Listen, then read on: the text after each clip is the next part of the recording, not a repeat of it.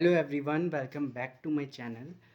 जैसे कि आपको पता है कि हम लोग का जीरो टू हीरो मैथ्स का 30 डेज सीरीज़ चल रहा है और आज दूसरा दिन है। Number system, classification and unit digit maths की 30 दिनों की सीरीज़ के डे 2 में आप सभी का स्वागत है।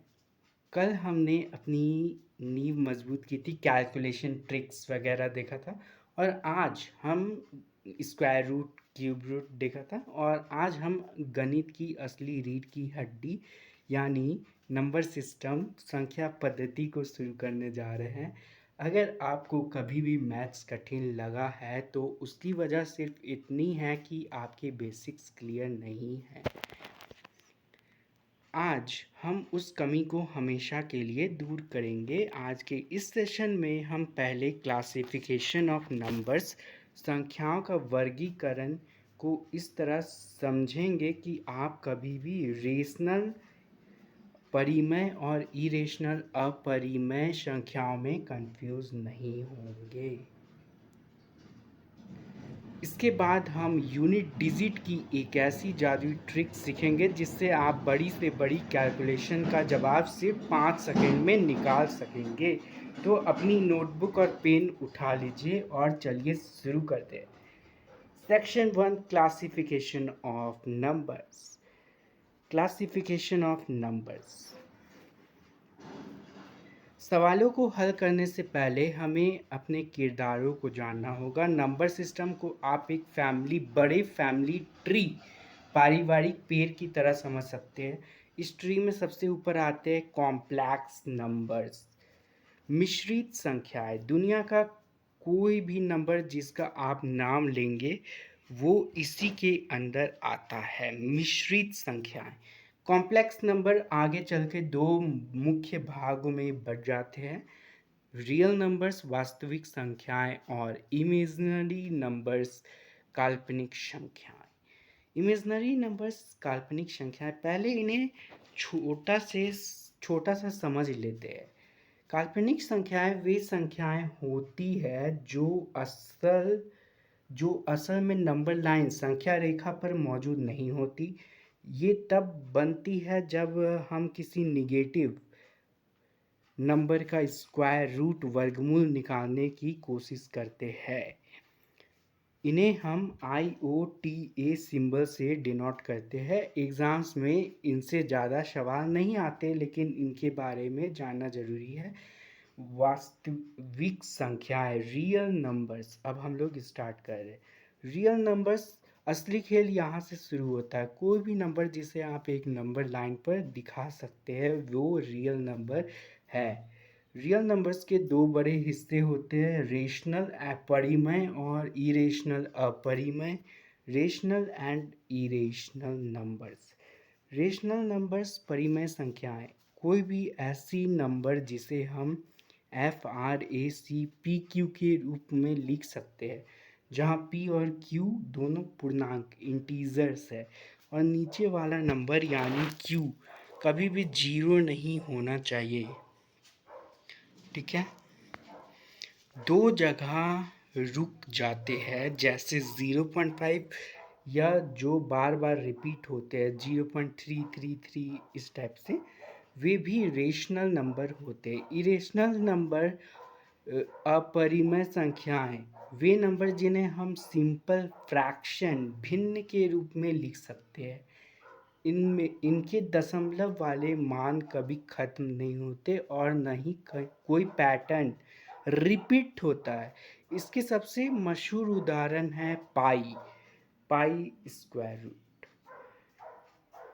सावधान, एग्जाम का ट्रैप। बहुत से लोग सोचते हैं कि पाई इक्वल टू 22/7 होता है, लेकिन ऐसा नहीं है।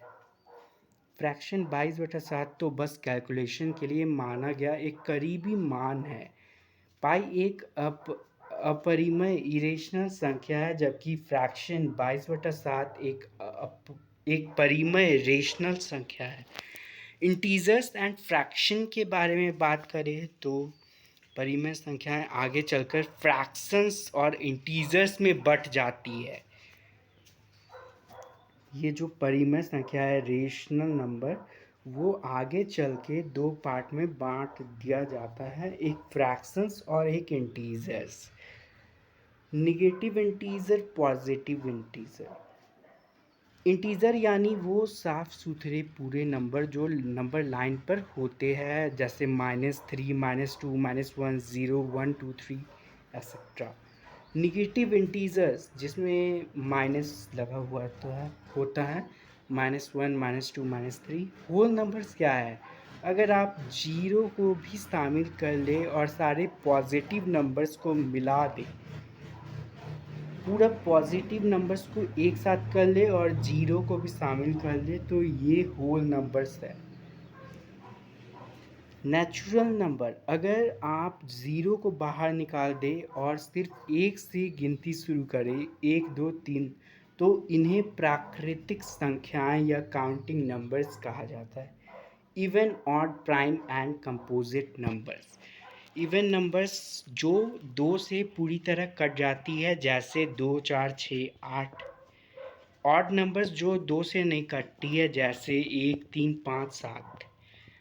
प्राइम नंबर्स एक से बड़े वो नंबर्स जिनके सिर्फ दो ही फैक्टर्स होते हैं, या तो एक और दूसरा वो खुद नंबर, जैसे 2, 3, 5, 7, 11। प्राइम नंबर, अभाज्य संख्याएं। याद रखें, दो इकलौती ऐसी सम संख्या इवन नंबर है जो प्राइम भी है। कंपोजिट नंबर्स वो नंबर जिनके दो से ज़्यादा फैक्टर्स होते हैं, जैसे 4, 6, 8, 9। एक ज़रूरी बात, बहुत अनोखा है, एक बहुत अनोखा है, यह ना तो प्राइम अभाज्य है और ना ही कंपोजिट भाज्य है। मतलब ये दोनों में से कुछ नहीं है, वन। यह न ही प्राइम है और न ही कंपोजिट है, भाज्य है न ही अभाज्य। Mastering the unit digit, section 2। जब आप नंबर्स को अच्छी तरह समझ गए हैं, तो चलिए एग्ज़ाम्स में सबसे ज़्यादा काम आने वाली शॉर्ट ट्रिक सीखते हैं। यूनिट डिजिट, इकाई का अंक निकालना, यानी किसी भी बड़ी कैलकुलेशन का आखिरी नंबर पता करना। मान लीजिए एग्ज़ाम में आपसे पूछा गया कि 234 234 टाइम्स 789 का आखिरी अंक क्या होगा। आपको पूरा गुना करने की बिल्कुल ज़रूरत नहीं है, सिर्फ आखिरी अंकों को देखिए। 4 टाइम्स 9 इसका 36। अब 36 का आखिरी अंक क्या है? 6। बस आपके पूरे सवाल का इकाई अंक भी 6 ही होगा। लेकिन तब क्या होगा जब संख्याओं पर बहुत बड़ी पावर्स लगी हो? इसे चुटकियों में हल करने के लिए हम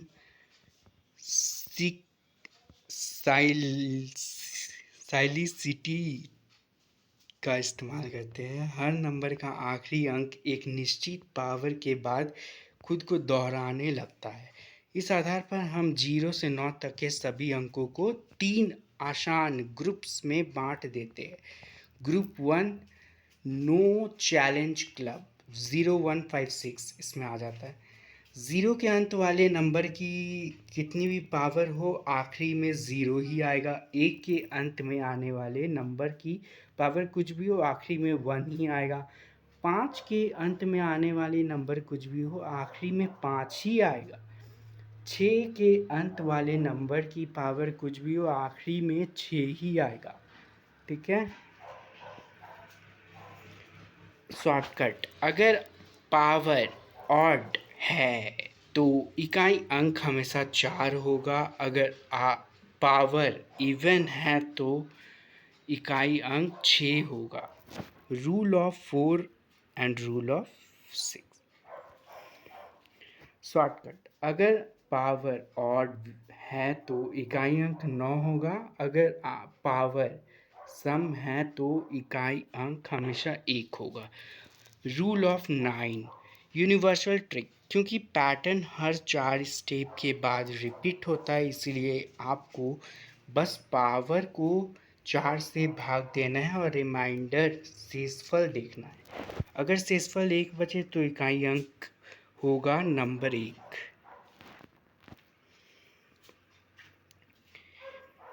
और इसी के साथ हमारा डे 2 का टॉपिक यहीं ख़त्म होता है।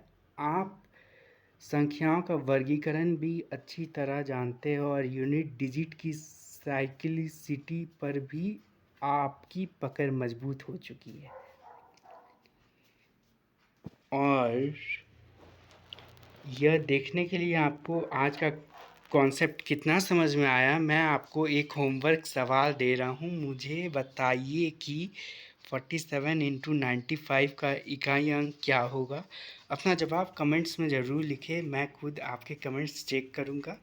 आज रात अपने नोट्स को एक बार ज़रूर रिवाइज कीजिएगा। कल मिलते हैं डे 3। यहाँ हम नंबर सिस्टम को एक लेवल और ऊपर लेकर जाएंगे और डिविजिबिलिटी रूल्स सीखेंगे। तब तक प्रैक्टिस करते रहिए और चलिए इस सीरीज़ को मिलकर क्रैक करते हैं। Thank you.